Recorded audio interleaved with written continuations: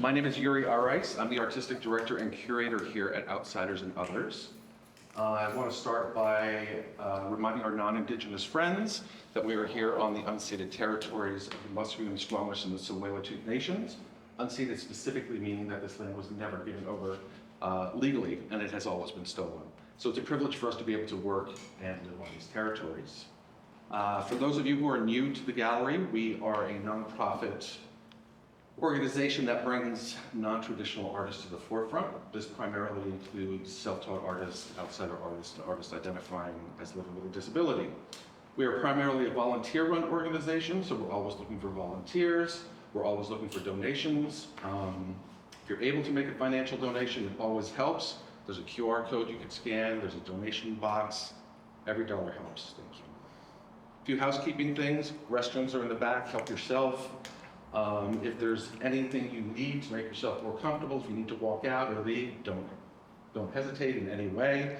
From an accessibility point of view, if there's anything I can do to make your stay here more comfortable, please let me know. And on that note, please welcome Scotty Cullen. Thank you. So we are here celebrating the third solo show with Scotty Cullen, Outsiders and Others, which we don't get to say that. We actually can't say that with any artist that we've worked with. Wow. We've been around Thank for you. 5 years now. We were on East Hastings for almost about 4.5 years, and then we moved here about 6 months ago because our building went up for sale. So we moved from this really small space to this very beautiful space. The BC Alliance of Arts and Culture pays the majority of our rent. I have to say that because we could never afford to be here in such a glorious space. So this exhibition is as I said, the third solo exhibition with Scotty, and it's a real privilege to have you back, watching where you've come now for the third time, and how your work has grown and changed and all of those obvious things. But I'm gonna just start by asking you some really basic things, and then we're gonna move into talking about specific pieces of work, process, and so forth. But just like a general introduction, I'm gonna ask you like the silly question of like, when was the first time you remember seeing a piece of art that you were like, that's art? Oh, wow. Good. What? You didn't wanna know ahead of time. Yeah. I was like, don't screen me first. I need to be spontaneous.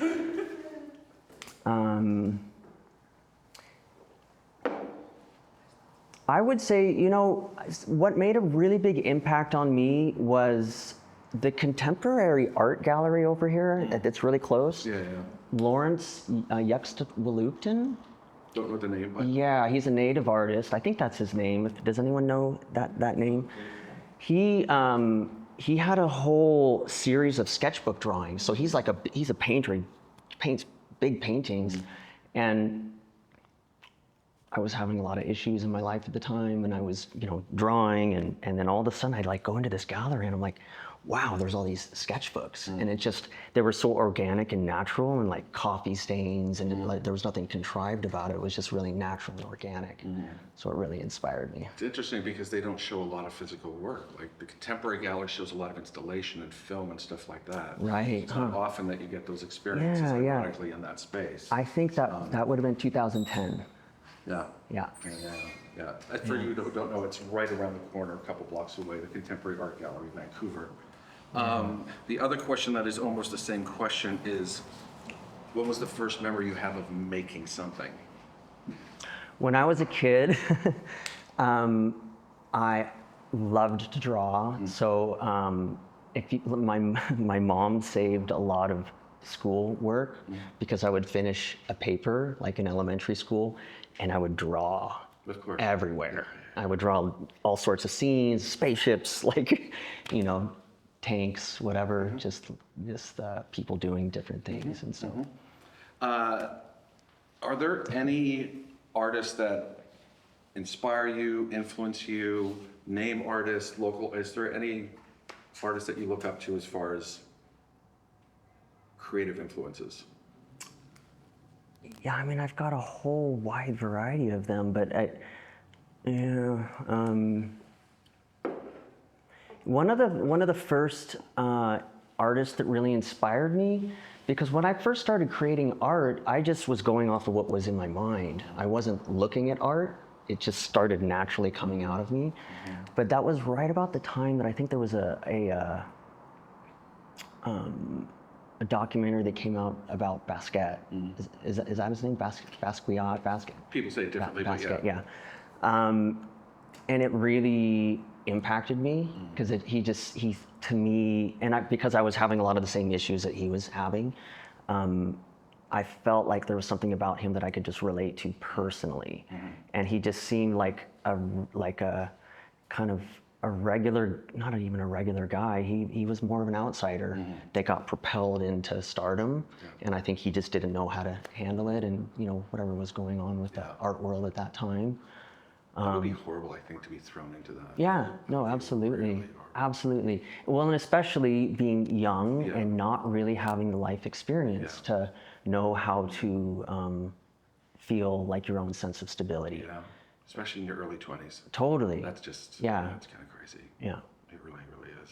But there's been lots of artists that I think after I started doing art, and people would say, "Oh, your work looks like Picasso," and I'd be like, "Oh, okay." And people would refer. There was different terms like art terms, but they were foreign to me. I didn't know what they were even talking about. And that's the way most people do, I think, just so they can connect and relate. identify and relate to things like absolutely.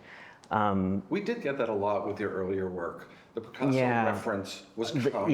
Yeah, totally. And I used to always say to people, they'd be like, "That's so similar to Picasso." I'd be like, "Yeah, but it's just a bit better, isn't it?" I always say that, right? Yeah. Just to stoke the fun. But, no, and it's not. It never bothers me or anything. It's more just I forgot the type of. When he did his mirror refractal stuff, that what do you call that style of art that he invented him? And anyways, it doesn't matter. Oh, what is that? Cubism. Cubism. People would say, "Oh, you're doing cubism," and I'd be like, "What's that?" I don't have any idea. But see, that's one of the wonderful things about self-taught artists, right? Like for us, like we not exclusively, there's exceptions, but we work with self-taught artists.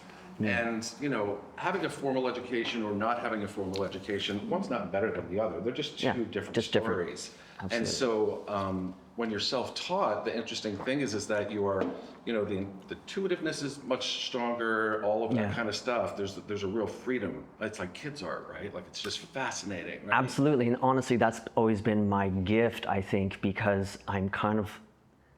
I'll say I'm like a child that's never grown up, but in a way that the older I get, it's actually about carrying wisdom into that. So still keeping that childlike curiosity, but bringing wisdom with it. Yeah. So the show is called Illumination. Yeah. Talk to me about the title of the show. Well, I had a very profound spiritual experience about 1.5 years ago. And it's like it's a little bit beyond the scope of the conversation that we can get into here, I would say. But my spiritual journey has been a very big part of my journey. And so I had something happen to me in sobriety about 1.5 years ago that just completely changed the game for me. And it really, it helps solidify a lot of the things, a lot of the personal development work that I've been doing. Because although I talk about spirituality, to me, it's not just about spirituality, it's about all of life. So I would even say that if you want to talk about religion, to me, it's not so much about, it's like the real religion is life. So learning how to master the human condition. Yeah. So we're going to start talking about a few pieces in depth now. Okay. Which one are we starting with? There's some visuals here to share with you. Yeah, okay. Yep, I can see it. Yeah. So initiation, the lightning strike.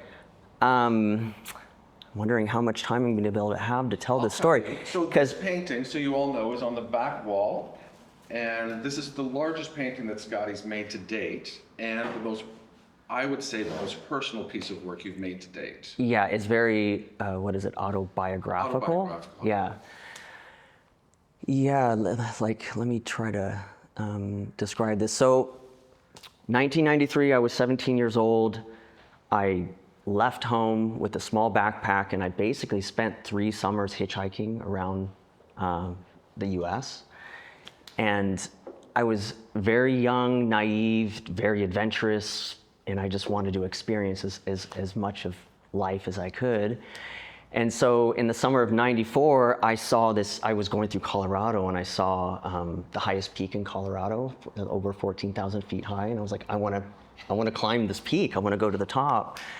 And I had no mountaineering experience. I had no idea what I was doing. But I went to the base of the peak, and I hiked to the top. And long story short, I got struck by lightning on the top of the mountain. And What? I mean, the whole, like, I would love to tell you the entire story, but when this storm hit me, it was like bombs going off around me. Like, the hail started coming down so hard that I had a rain poncho on, and the poncho got torn to shreds. Like, it was terrifying. And I looked down below, and I saw this boulder, and I was like, I need to go hide behind the boulder. I'm getting closer to the boulder. I'm getting closer to it. And I go to put up my hand, and like, as I'm getting closer, this static electricity starts going crazy in my ears. Like, I had like a toucan like this. And the whole air, like, everything became charged.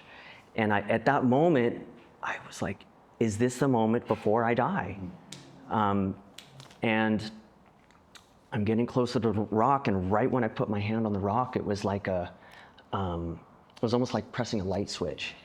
All at the same time, this bright flash, this deafening sound, and this like heavy impact on my head.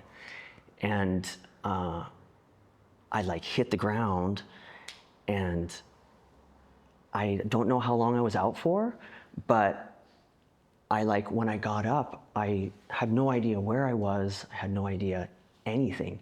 I thought there was a group of people chasing after me, like throwing rocks at me, trying to kill me.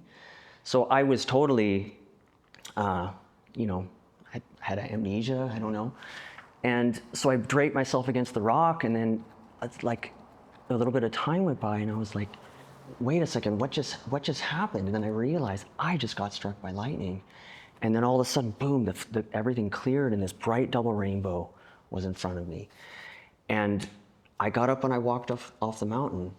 And so the thing about it is that, it's a crazy story, but what actually happened to me was the event that really brought my trauma out, that really sparked a flood of all of the poor coping skills, all of the avoidance of pain, and it opened those doors. So a lot of my unprocessed trauma came to the surface, and that went on for years and years. And then, for people who know my story, I got lost in addiction.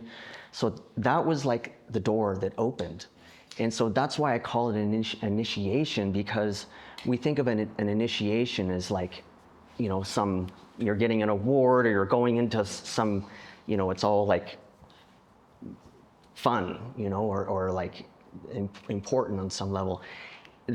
For me, I feel like that was an initiation, because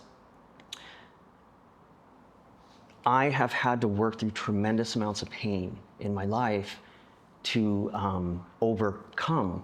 And to be where I am now is only because I've actually learned how to stand up and face my pain. And so I wouldn't have been able to do that unless I didn't have an experience that basically, like, completely, just brought all my trauma to the surface. Yeah. So to me, it was actually an initiation. I think of it like, because my life at this point is so focused on what does it take to achieve self-mastery for me, for like how Scotty is wired.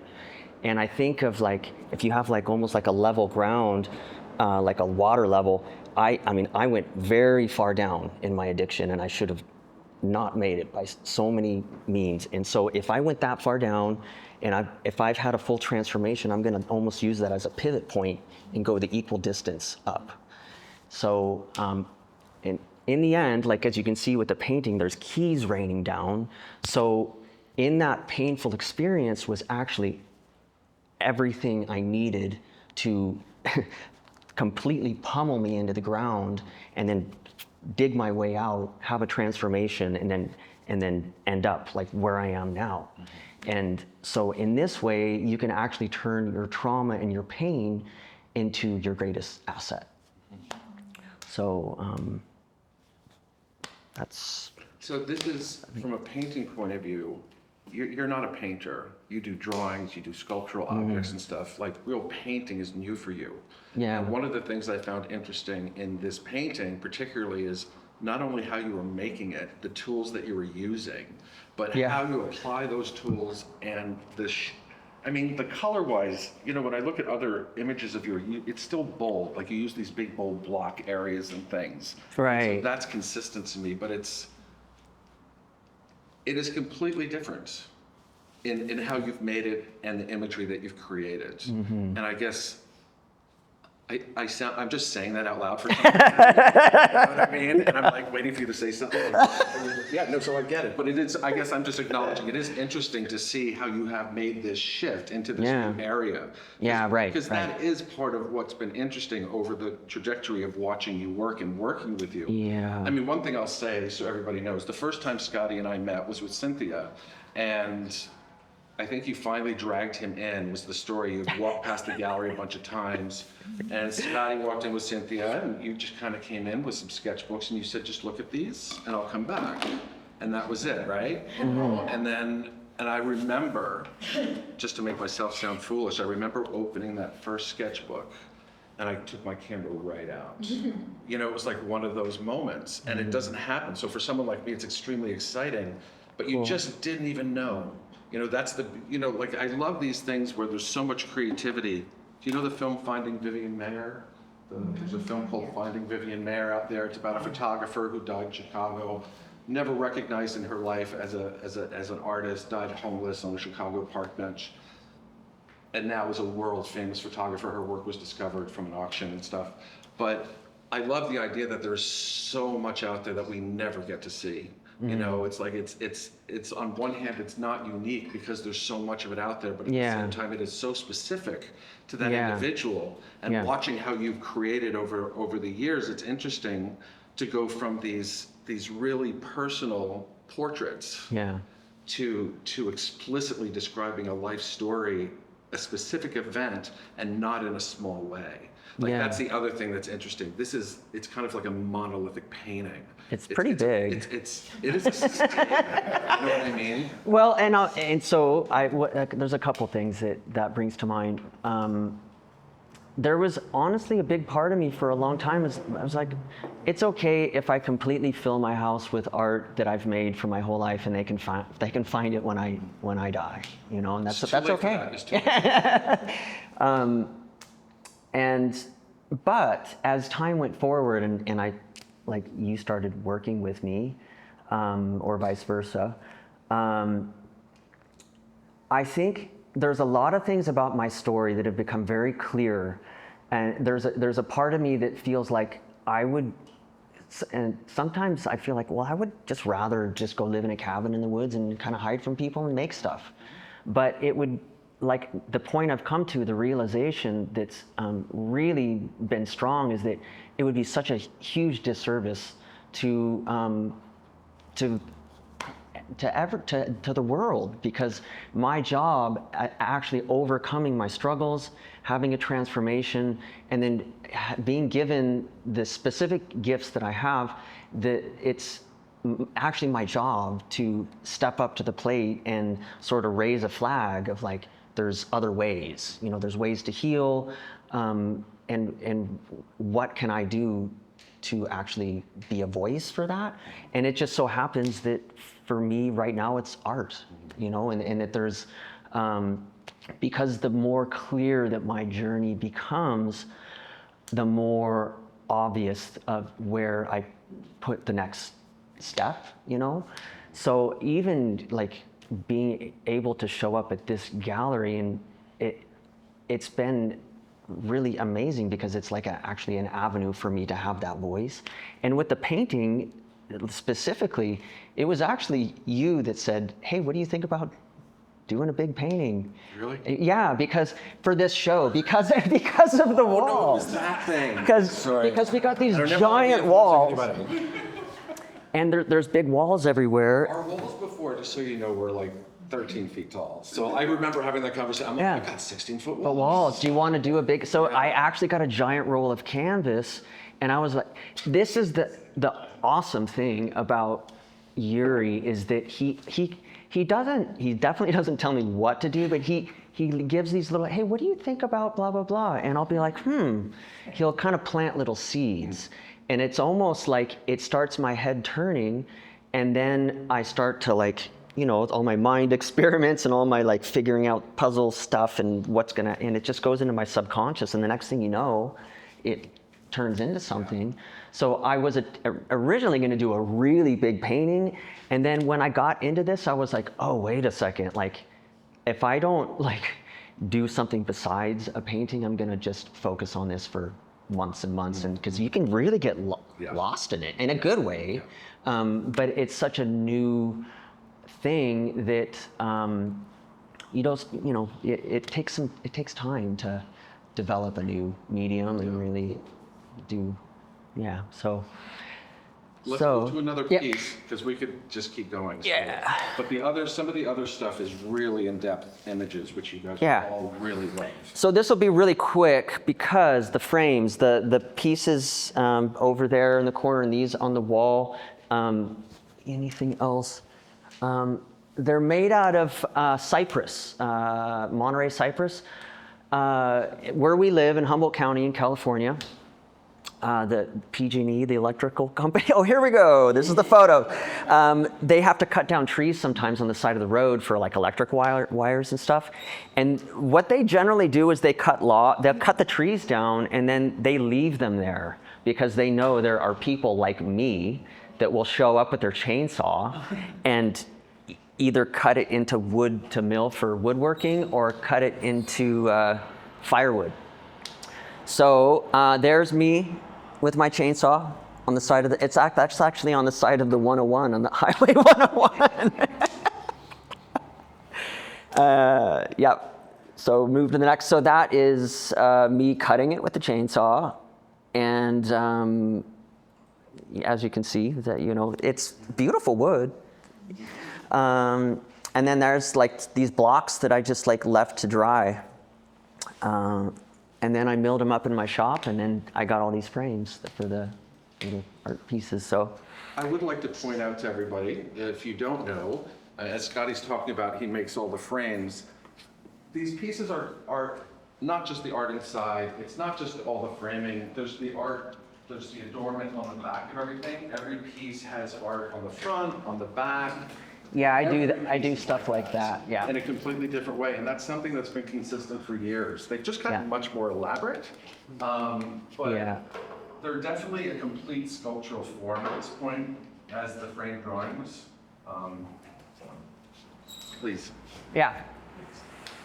Okay, so next, Illumination, I became his mind. So as you can see, Illumination's kind of an overarching theme for the show. There's a bunch of pieces with that sort of.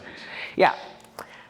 So this is like a process, just these photos are basically the process of how I built this piece right here.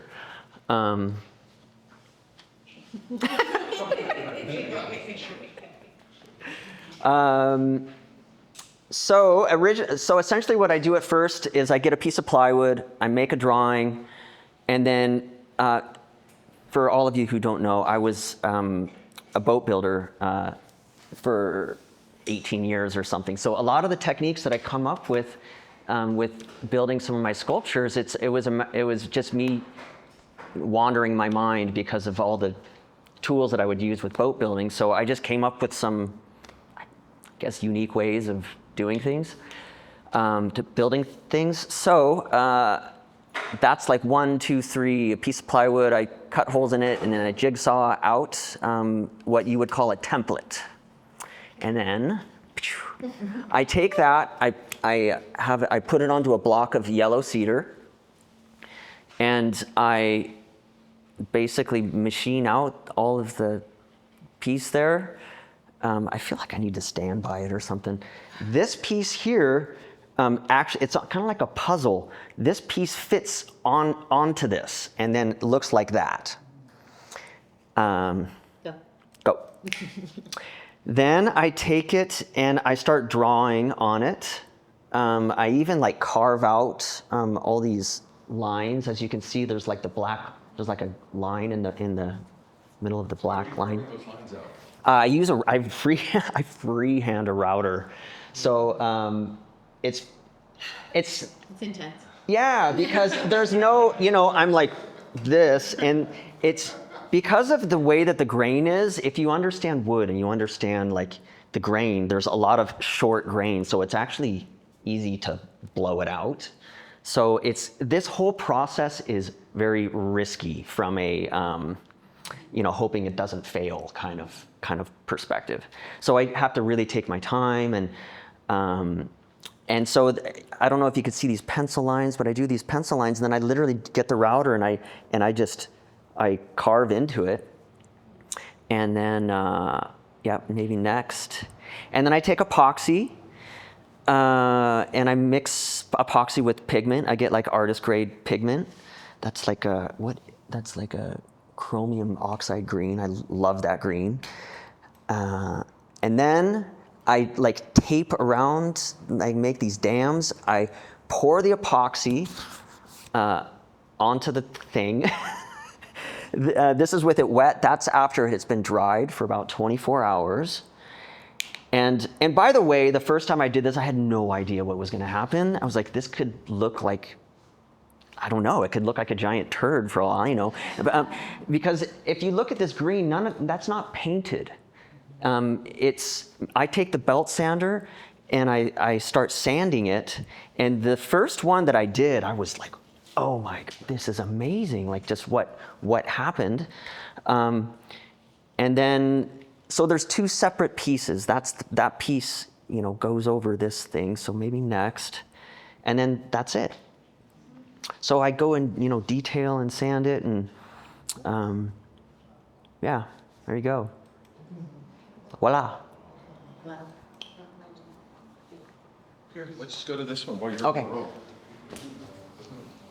This is really quick because I think this was just more funny than anything. That's me. I got up in the middle of the night and was drawing this, and Cynthia woke up and saw me, and so she took a picture of me. I have a headlamp on, as you can see. It's just the middle of the night, me drawing. I don't know. Thought it was funny. It was like, we might as well put that in the show. Look into the mirror. So that's the piece right back there on the wall. That is a big block of yellow cedar. And I love yellow cedar. Yellow cedar's like my favorite wood to work with. So I take a big piece of yellow cedar, I cut it out, I do a drawing on it. Next. And then I freehand a router, same thing, and I have to stay in the lines. I put this on the bench, and then just to show you like the process, because there's part of the drawing still there, and part of it's hogged out there with the router, and that's just the carving part. So then I go back with a chisel, and because you have to cut all the corners and clean everything up. Then again, epoxy. With pigment, that's transparent yellow earth. And then I mix that, and I do like a tape dam around it, and then I pour the epoxy on. And then the same thing, I belt sand it off. That's like just showing you what I've sanded, and then what's the epoxy that's still there.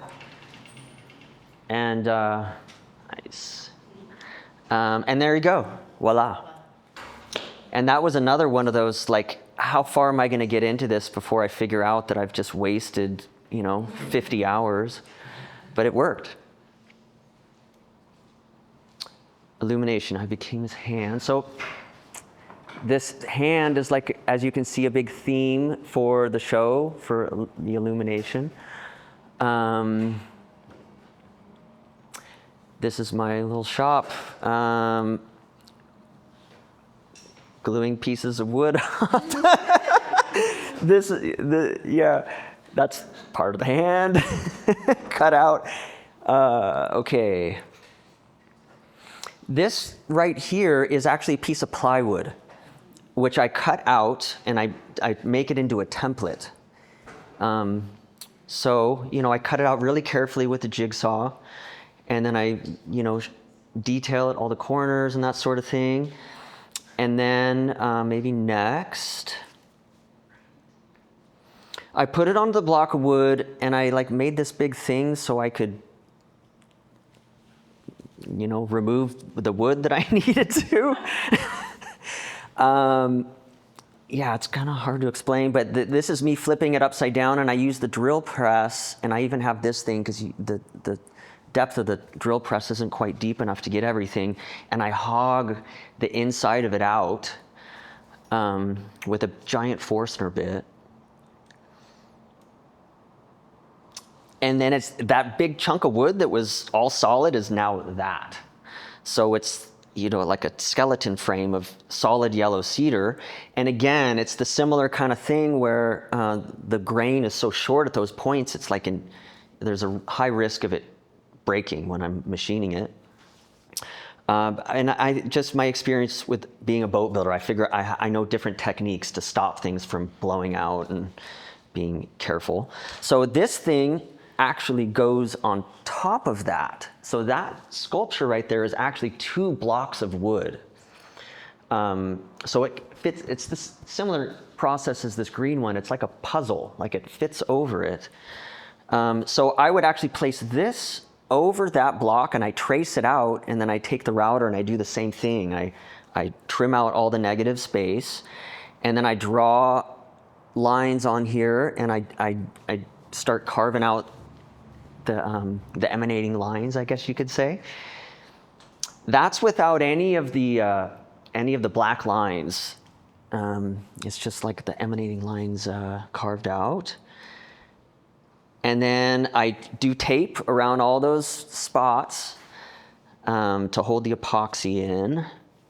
And then epoxy, and I use activated charcoal. That I actually got that from Eternal Abundance. I don't know if you guys know Eternal Abundance.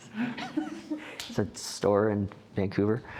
And that's the epoxy with the charcoal. I pour it on it. I let it cure for about 24 hours. I take the belt sander, sand all of that off, and then it turns into that. And I go and I clean up there's stuff that spills over, and I take the router, I re-clean it up, sand it down and detail it, and then that frame fits over it. And so there's a photo of both of those pieces.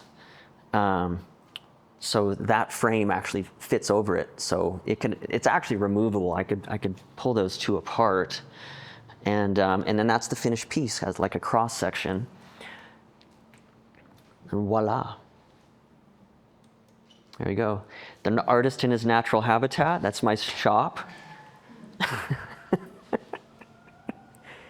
Yeah. There you go.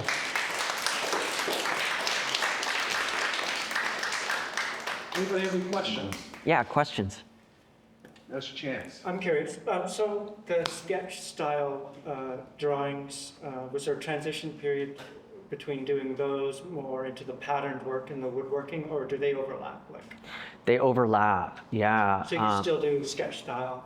Oh, yeah. Oh, you mean like the quick like charcoal drawings? charcoals. Absolutely. So I like doing stuff like that because it's intuitive and quick.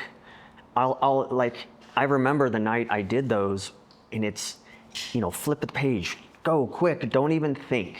Just Yeah. loosen up the brain and go, and then next, go again, next. And so sometimes it's amazing what comes out of that. It's almost like you're channeling something that comes through you.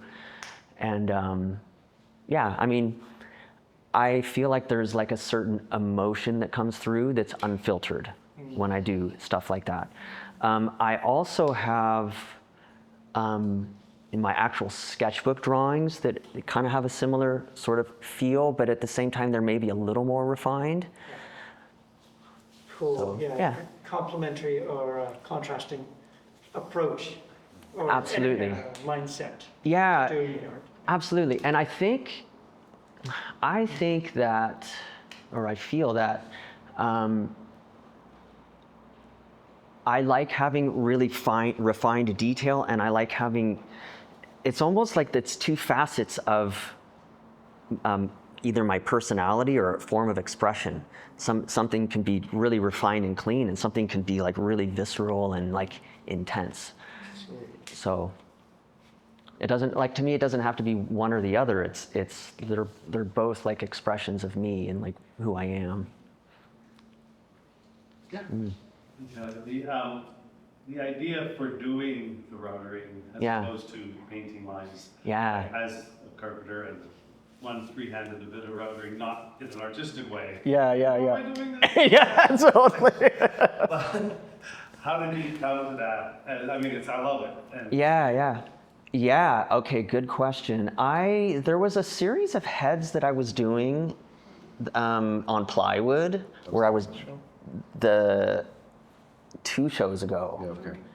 Where I was drawing some heads similar to the look into the mirror, and it was just a drawing. And I don't know, like, I think getting to like me being a boat builder, I worked on building yacht interiors for 18 years. And so I know from doing that work, you're dealing with very complicated, weird shaped things, a lot of curves, a lot of bizarre stuff. And some of the projects you get, it's like, how do we do this? And has anyone done this before? And yeah, all sorts of weird stuff. So I find that the more that you do that work, the more that, like, how many times I didn't know a solution to something, I wake up in the middle of the night and be like, bing, I got it.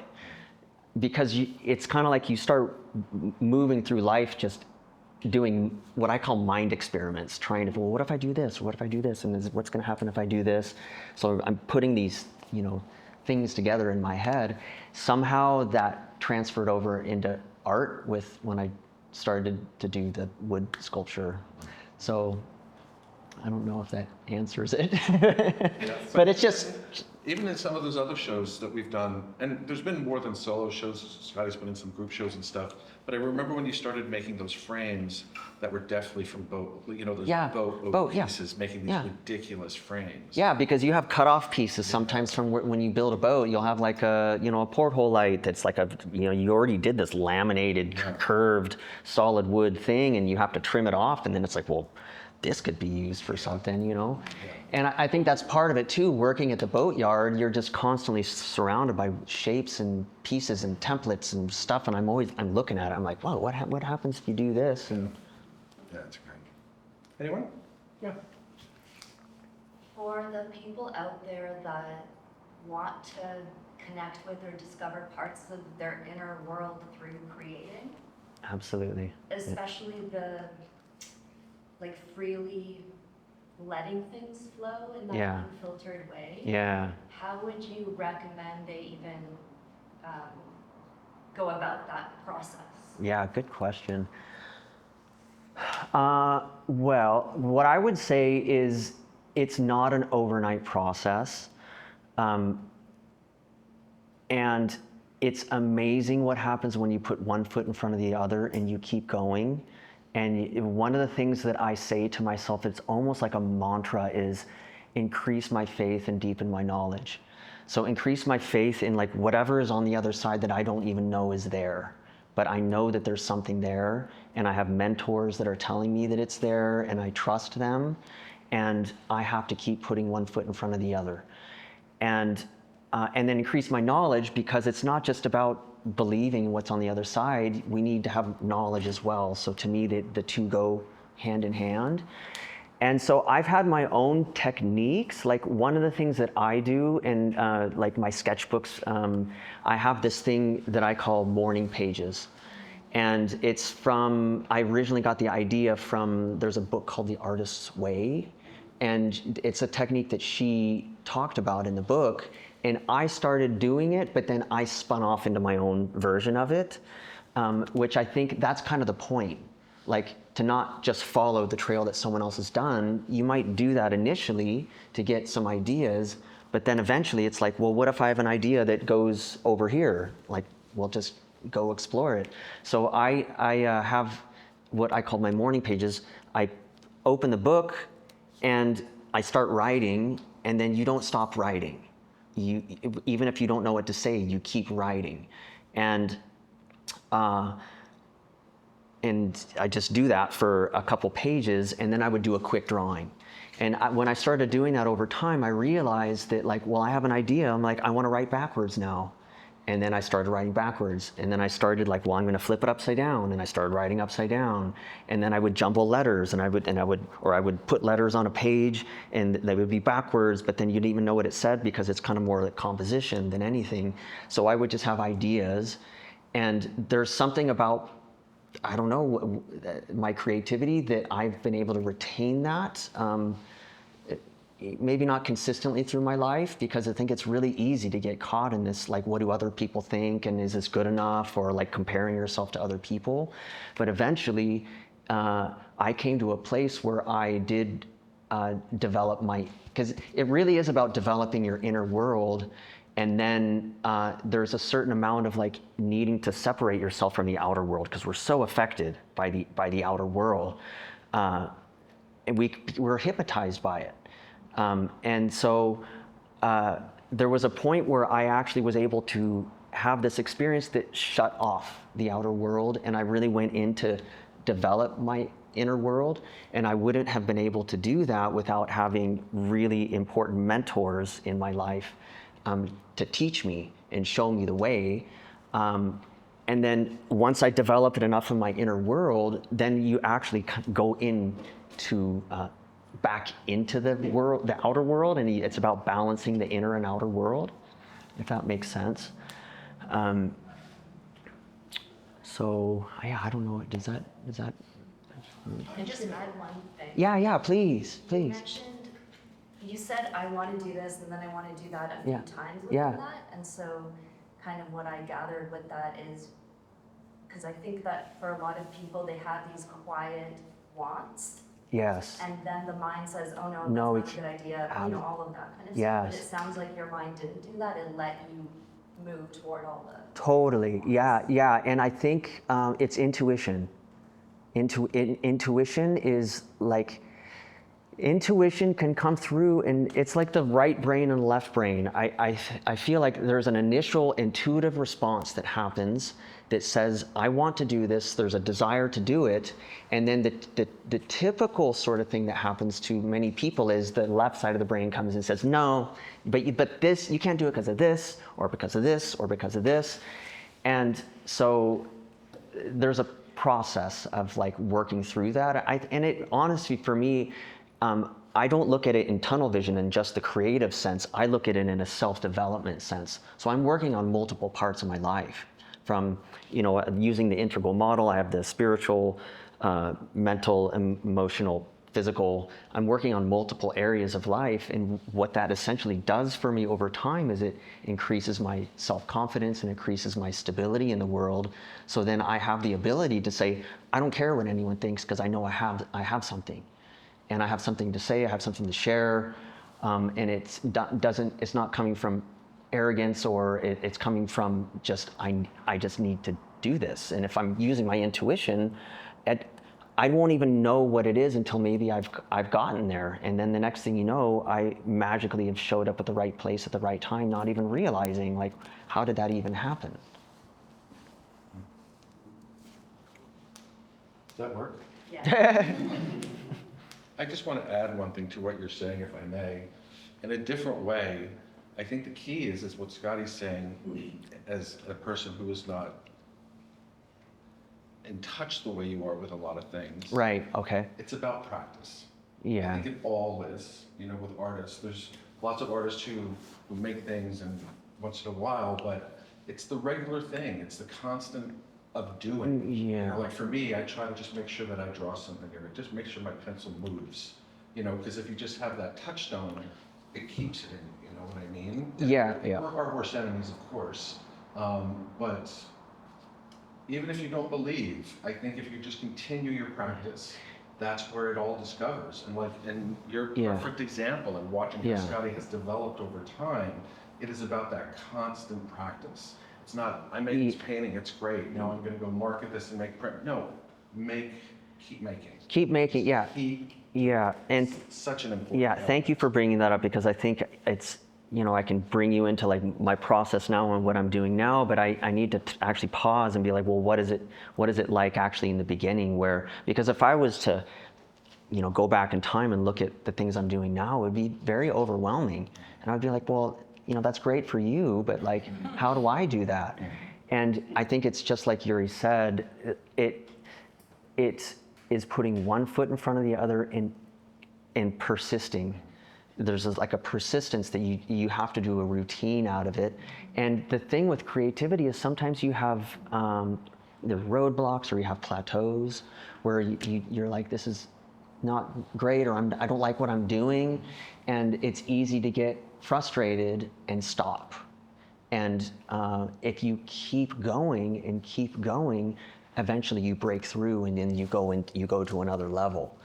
And I think that it's really easy to see things in the rearview mirror after they've already happened, but it's harder to have faith in something that you don't know. But sometimes it's like, oh my God, like what they've been telling me all along is actually true. And that's one reason why I think having mentors and actually learning to trust in what they're saying is really valuable. Anybody? Sorry, Yeah, go for it. How many Steven. do you do mock-ups? Do you flush it up? Okay, Like, I mean, you're saying, like, how often do you, like, you're saying, when you're doing some of this stuff, I mean, it's so perfect for imperfect perfection. Like, when you get the grain all wrong, because the things must blow up. there's definitely some, I've had some stuff go south, yeah. And like there's actually, and I don't know why or how, but there's a certain sense about me that I think it's only through my personal development that I've been able to come to a place where I can let go if something blows up and is destroyed. And I just know that, like, well, I spent a lot of time on doing that, and I learned a lot in the process, and I know not what to do next time. And I wouldn't be where I am now without actually having that experience. So I'm able to turn my perspective and not get caught in the that sucks. This again gets even into the personal development or spiritual journey where it's like non-attachment and knowing that whatever's happening in life at that time is a teacher. And that there's something with that even it breaking or blowing up, that if you can let go and not freak out, then it provides something much deeper than just what you're working on. What is it that you did it? Yeah. Like you didn't talk about it, you didn't skip, you actually went through the process of doing it. And that's kind of what I'm saying, it's that constant doing. It's just doing all the time, making things break, figuring them out, letting them, all of that. I mean, it really brings you to that place. Absolutely. And one of the amazing things, I mean, I have the guy that I first apprenticed under in cabinet making, he actually told me, early on, he said, a good cabinet maker is not someone who doesn't make mistakes. It's someone who makes mistakes and covers them up so no one can tell. And so there's stuff that goes wrong all the time within the world of fine woodworking, and you just have to know how to repair it. And so it doesn't appear. And that's a whole gift and skill in itself. So, maybe there's an analogy for life in But that there too. is something I want to point out with that handpiece. Yeah, Now, you chose to leave an imperfection. I did. Yeah, can you point that out? Yeah. Talk about it? So there was a piece, do I have a pointer or something? Right there, you can see a chunk missing from the charcoal. Yeah. If you're here, it's this section right here. When I poured the epoxy in, the tape kind of messed up at that point, and it flooded out, so it didn't quite stick in there. And I was like, I could repair it, but I'm like, well, then you could actually see in there and see that it's three-dimensional, that it's not just painted on. And it's kind of like my own version of a Persian flaw, It's not perfect. It's a little bit, it just doesn't. It makes it yours. Yeah, I'm completely done. yeah. Did anybody else want to ask anything? Any late enters want to? Katie. Yeah. One right in front of us. How do you think that sobriety has changed either your art, the outcome, or your artistic process? Absolutely. Good question. Okay, so this connects with my deeper spiritual journey because, as some of you know, sobriety has been a big part of my journey, but part of that with my spiritual discoveries has actually been using certain psychedelics to, in a spiritual context and in a context of like for working with addiction. And what actually eventually ended up happening was I had a very profound spiritual experience happen in sobriety that changed the game to the point where I just don't need it anymore. Like having any crutch. And I don't even know if a crutch is right because because a lot of the work I did, it got me to where I am now. So I think with the way that I'm specifically wired, I'm actually meant to move in a different direction now and really establish a spiritual connection without anything. And so my whole goal, and actually what I've been doing at this point, is working with my spiritual practice to stay in tune, almost like moment to moment through the day.